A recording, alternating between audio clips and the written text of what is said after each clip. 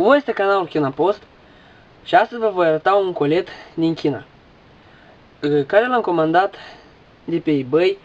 Comanda a venit în timp de 30 de zile și am plătit $2.65. În acest colet se află tatuaj temporar.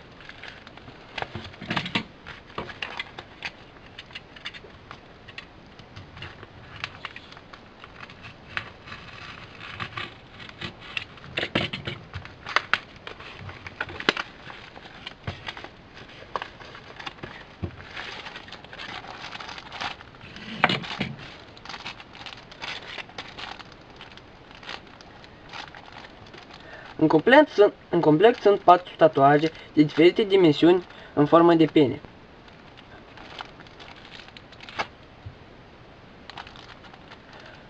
Pentru a lipi, trebuie de decupat tatuajul, de dezlipit